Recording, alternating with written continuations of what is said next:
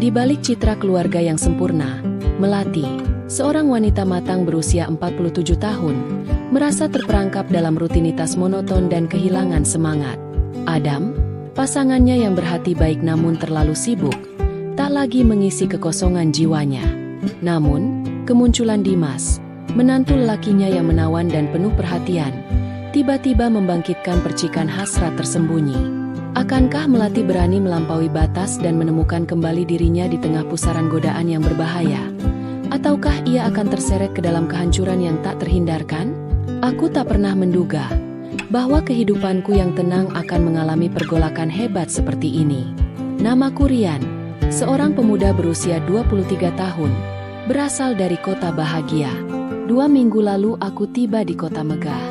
Tujuanku sederhana, melanjutkan studi di salah satu universitas negeri yang cukup ternama. Namun, hidup di kota sebesar ini tidaklah murah. Biaya tempat tinggal mahal, dan makanan pun lebih mahal lagi. Maka, ketika Paman Ardi menawari untuk menempati kediamannya, aku langsung menyetujui tanpa pikir panjang. Rumah itu luas, berlantai 2 dengan area depan yang lapang dan pagar besi setinggi dada orang dewasa. Namun, entah mengapa, begitu masuk, suasana di dalamnya terasa hampa. Bahkan suara jam dinding terdengar terlalu dominan di ruang tamu. Aku menempati kamar paling belakang, menghadap taman kecil yang hanya ditumbuhi tanaman lidah mertua. Satu-satunya orang yang kutemui setiap hari adalah Bibi Rani, istri Paman Ardi. Ia seorang wanita berusia sekitar 34 tahun. Rambutnya panjang sebahu, matanya tenang, dan cara bicaranya sangat lembut. Setiap pagi, ia menyiapkan sarapan. Ia tak banyak bicara, hanya menyapa seperlunya. Kadang kami menyantap makanan bersama. Kadang aku makan sendiri karena harus buru-buru berangkat ke kampus. Paman Ardi, aku hanya bertemu dengannya 2 kali sejak kedatanganku. Katanya, ia sering bepergian keluar kota karena urusan pekerjaan. Sore hari, rumah tetap sunyi.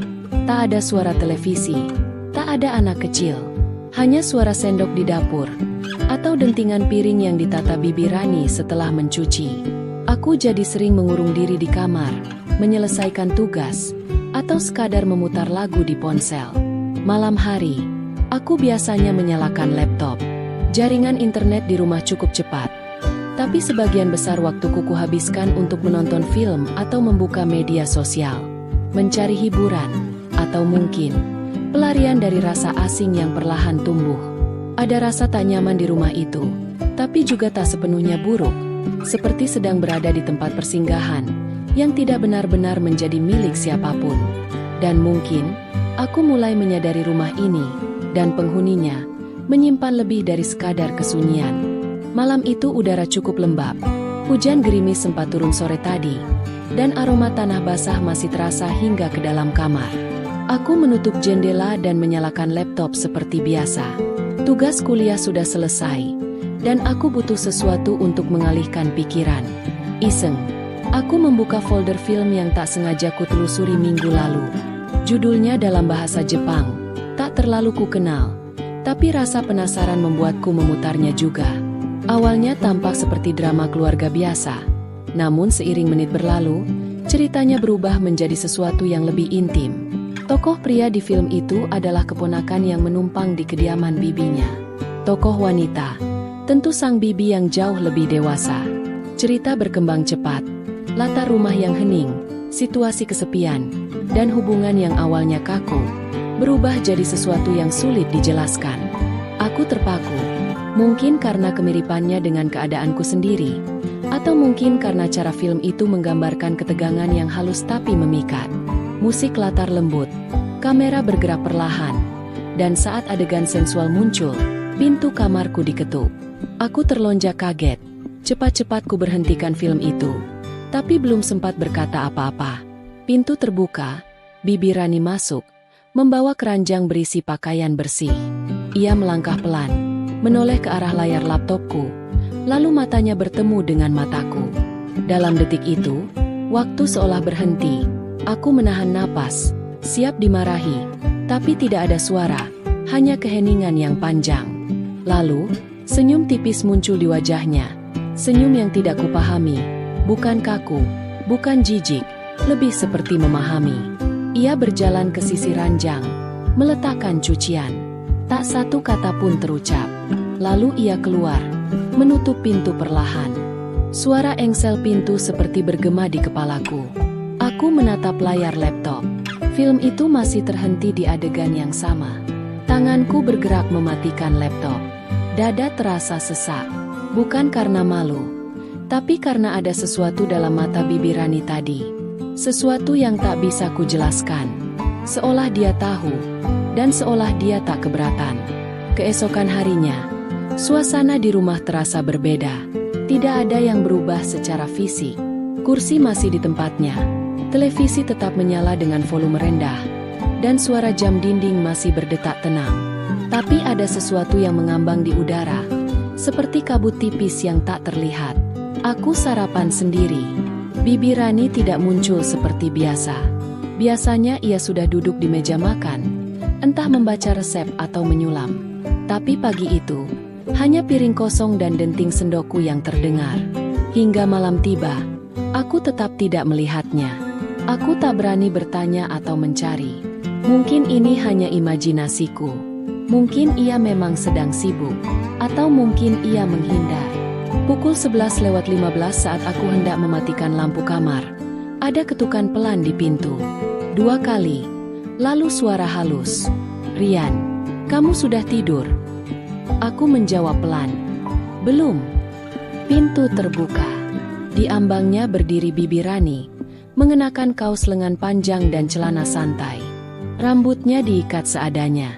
Ia tersenyum tipis. "Aku bikin coklat panas.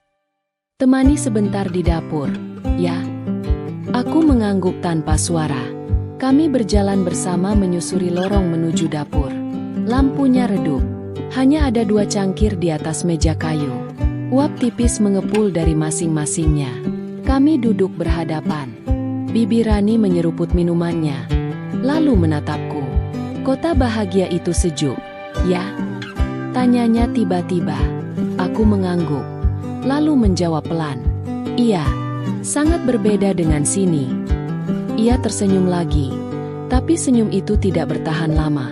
Matanya perlahan menurun. Pandangannya jatuh pada permukaan meja, seolah sedang menimbang sesuatu. "Kamu tahu, Ardi itu sekarang jarang pulang. Terlalu sering mencari alasan. Katanya pekerjaan, tapi aku tahu, itu cuma sebagiannya." Aku terdiam. Tanganku menggenggam cangkir, tapi tidak kuseruput isinya. Suaranya lirih, nyaris seperti bisikan. Kadang rasanya rumah ini cuma tembok kosong. Aku bicara, tapi tidak ada yang mendengar. Aku berjalan, tapi tak pernah disambut. Dan malam-malam seperti ini, terlalu panjang untuk dilalui sendiri. Aku menatapnya, tapi tatapanku goyah. Kata-katanya menusuk, tapi yang paling membuatku gelisah adalah nada suaranya. Bukan mengeluh, bukan mengadu. Ia hanya mengisahkan, seperti seseorang yang sudah lelah menahan. Kami diam beberapa menit. Hanya bunyi sendok mengaduk yang mengisi udara. Lalu ia berdiri perlahan. "Terima kasih sudah menemani. Istirahat ya." Ia berjalan menuju lorong kembali. Tapi sebelum hilang di tikungan, ia menoleh sebentar. Aku tidak marah soal semalam. Kemudian ia pergi. Hari-hari setelah malam coklat panas itu berjalan seperti biasa. Tapi tidak sepenuhnya biasa. Ada sesuatu yang berubah, meski tak seorang pun menyebutnya. Tidak ada yang dibicarakan, tapi keheningan antara kami terasa lebih padat dari sebelumnya. Bibi Rani kini lebih sering muncul di dekatku. Kadang hanya sekadar bertanya sudah makan atau belum. Tapi caranya masuk kamar tanpa mengetuk, dengan alasan ingin meminjam gunting atau menaruh pakaian yang sudah disetrika, membuatku makin gelisah. Setiap langkahnya di lorong seolah terekam jelas oleh pendengaranku. Detak sepatunya, suara kain yang bergesekan, semua menjadi sinyal aneh yang kutunggu sekaligus kuhindari.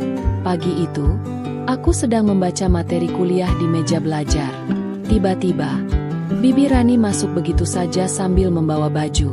"Ini bajumu yang kemarin, sudah kering." katanya santai, lalu meletakkannya di atas tempat tidur.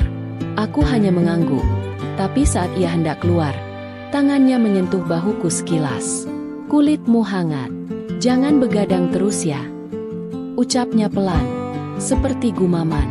Sentuhan itu sebentar, tapi membuat jantungku berdetak lebih cepat dari biasanya. Aku tidak tahu apakah ia menyadarinya, tapi aku jelas merasakannya. Malamnya, aku turun ke dapur lebih awal. Kupikir aku butuh udara, atau mungkin aku sedang mencari alasan lain untuk sekadar melihatnya lagi. Ketika aku duduk di kursi dan membuka lemari es, suara langkah kakinya terdengar dari arah ruang tengah. "Aku baru saja bikin puding. Mau?" tawarnya sambil membawa 2 mangkuk kecil. Kami duduk berdua lagi, tapi tak banyak bicara. Saat aku menatapnya, matanya juga menatap balik. Lama, tidak berkedip. Ada sesuatu di matanya yang tak biasa, seperti ingin menyampaikan sesuatu yang tak bisa terucap. Bibirnya bergerak sedikit, tapi tak mengeluarkan suara. Aku mengalihkan pandangan, tapi pandangan itu membekas, seperti hangatnya matahari yang tak langsung menyengat, tapi perlahan membakar. Malam-malam berikutnya, aku mulai memperhatikan hal-hal kecil. Caranya menyelipkan rambut, cara ia menghela napas saat membuka jendela, bahkan suara langkahnya yang mendekat dari arah dapur. Semua terasa berbeda, atau mungkin aku yang mulai melihatnya berbeda. Suatu siang, saat ia sedang menyiram tanaman, aku berdiri di beranda lantai 2. Dari atas, aku melihat tubuhnya dibungkus daster sederhana, tapi entah kenapa, tampak seperti lukisan hidup. Angin meniup rambutnya, dan ia menengadah, melihatku. Lagi-lagi mata kami bertemu. Tapi kali ini, tatapan itu tinggal lebih lama. Tidak ada senyum, tidak ada sapaan. Hanya keheningan yang terasa hangat, menggoda, dan berbahaya. Langit kota megah mendung sejak sore. Gerimis turun pelan, menempel di kaca jendela kamar dan menciptakan suara lembut yang anehnya justru membuat suasana makin sepi. Rumah itu terasa lebih sunyi dari biasanya, seolah ikut menahan napas bersama isi hatiku yang semakin kacau. Aku haus, tapi kulihat air di kamar sudah habis. Dengan malas, aku bangkit dan melangkah ke dapur yang berada di ujung lorong. Lampu di sana menyala temaram, dan terdengar suara gemerisik samar. Kupikir tikus atau kucing lewat. Begitu aku masuk, langkahku terhenti. Di lantai, tepat di depan lemari pendingin, Bibi Rani duduk bersandar. Kepalanya tertunduk, dan kedua tangannya menutupi wajah. Bahunya naik turun, pelan tapi pasti. Ia sedang menangis. Aku panik, tak tahu harus berbuat apa. Tapi kakiku berjalan sendiri, mendekat. Aku berjongkok di sebelahnya. Ia tidak langsung menoleh. Hanya suara isaknya yang menjawab kehadiranku. "Bu," ucapku pelan. Ia menoleh, perlahan. Matanya basah, hidungnya memerah. Tapi ia tidak buru-buru menyeka air matanya. Ia seperti lelah, tak peduli lagi dengan siapapun yang melihatnya rapuh. Aku tidak tahan lagi. Gumamnya hampir tak terdengar. Aku diam, menunggu, memberi ruang. Dan akhirnya, ia bicara. "Ardi, suamiku, dia berselingkuh. Sudah lama. Aku tahu dari ponselnya." Tapi aku diam saja. Kata-katanya menggantung, seperti awan berat yang enggan jatuh. Aku menunduk, ingin marah, tapi tak tahu kepada siapa. Tanganku gemetar, tapi entah kenapa mendekat padanya. Lalu tanpa sadar, tanganku menyentuh punggung tangannya. Ia tidak menolak, justru menggenggam jemariku erat, seolah butuh pegangan agar tidak tenggelam.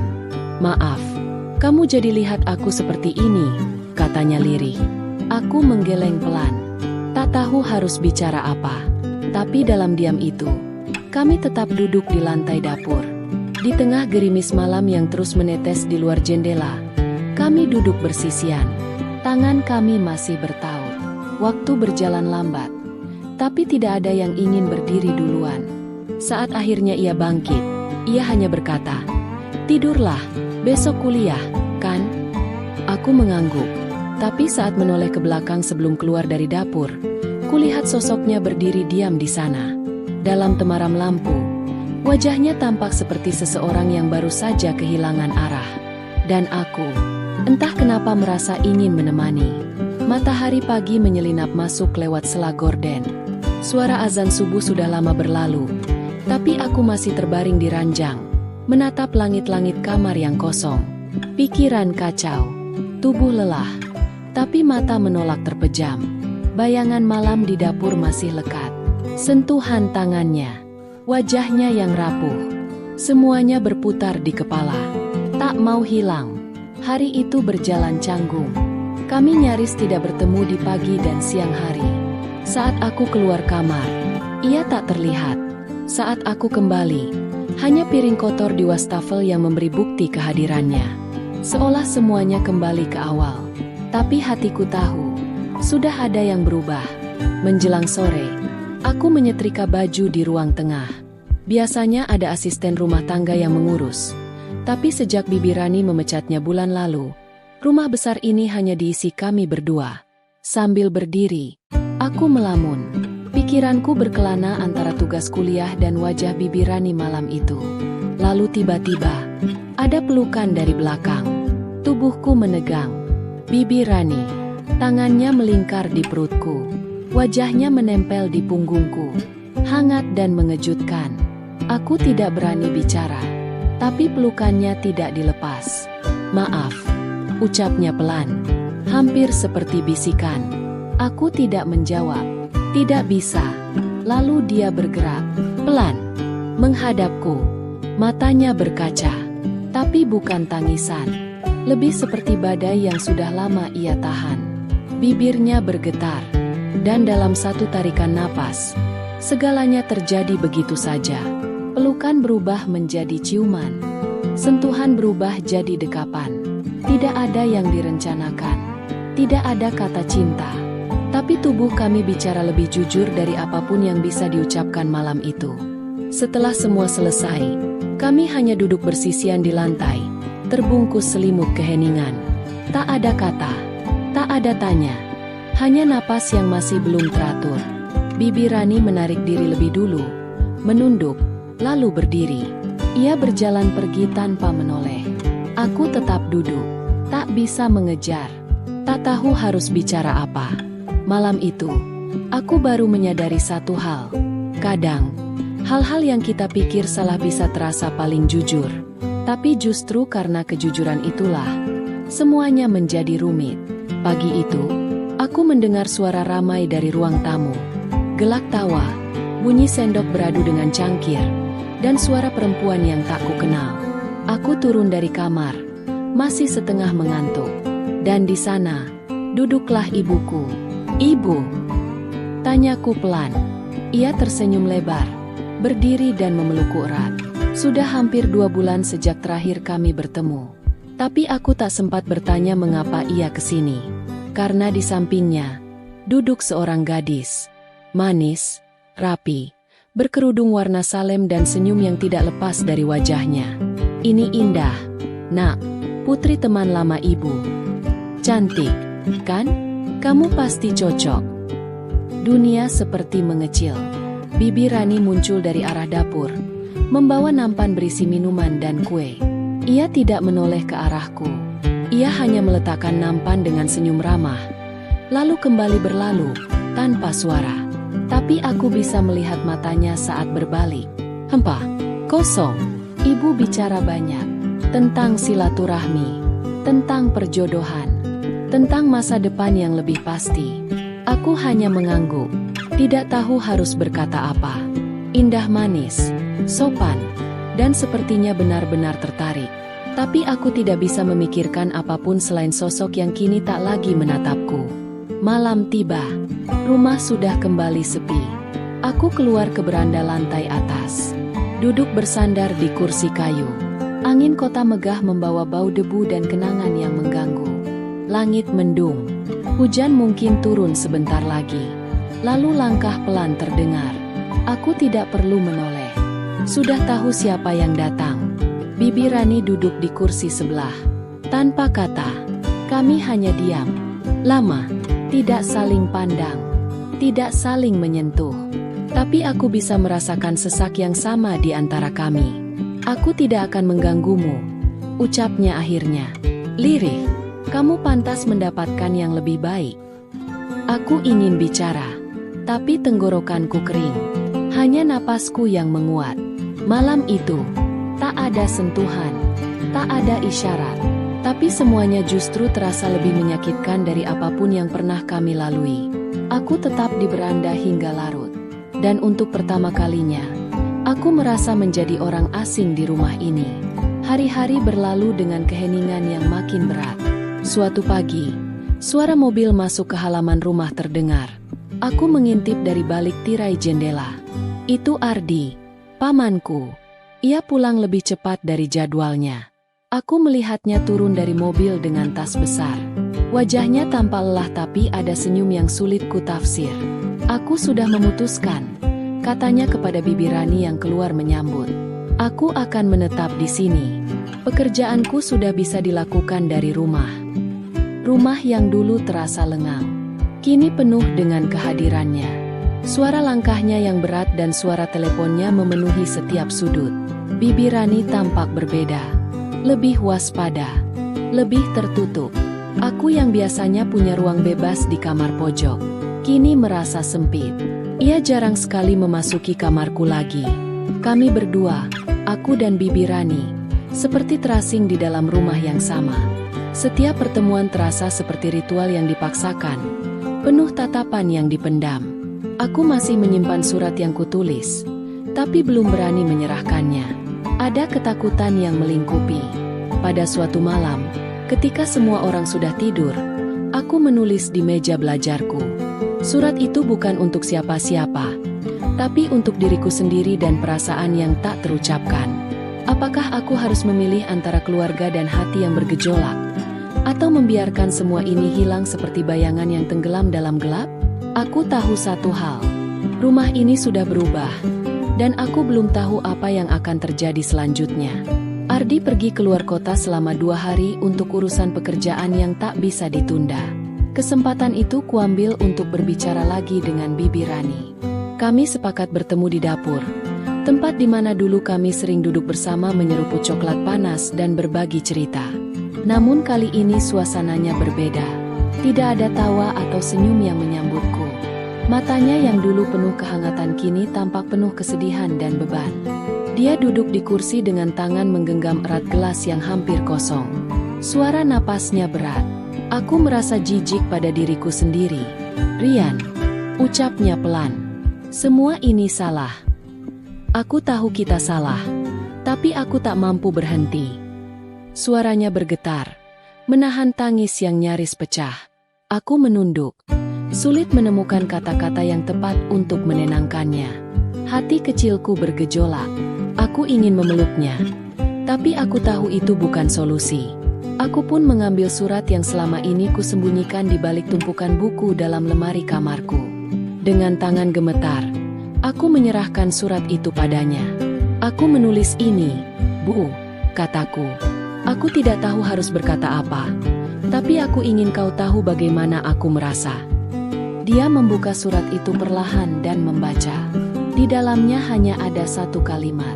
Kalau bukan karena kita salah waktu, aku akan memilihmu. Air mata mulai mengalir di pipinya. Dia menatapku dengan tatapan penuh arti. Rian, aku takut kita akan hancur jika terus begini. Aku takut kehilangan segalanya. Suaranya hampir berbisik. Aku menggenggam tangannya. Aku juga takut, Bu. Tapi aku tidak bisa membohongi perasaanku.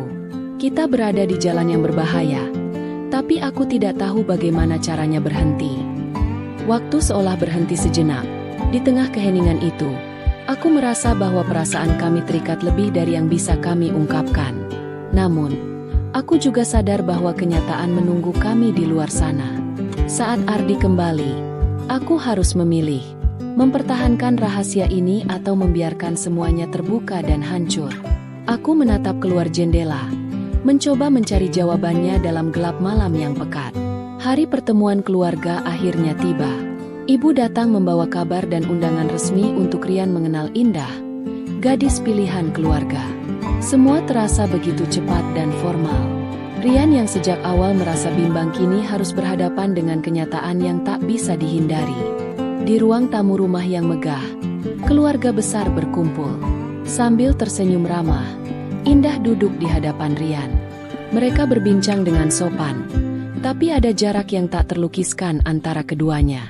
Rian merasakan tekanan berat di dadanya, sebuah beban yang semakin tak tertahankan. Sementara itu, di dapur yang sunyi, Bibi Rani mengawasi dari jauh.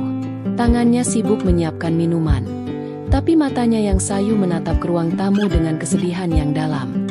Ia tidak berkata apa-apa, hanya diam dan menahan perasaannya sendiri.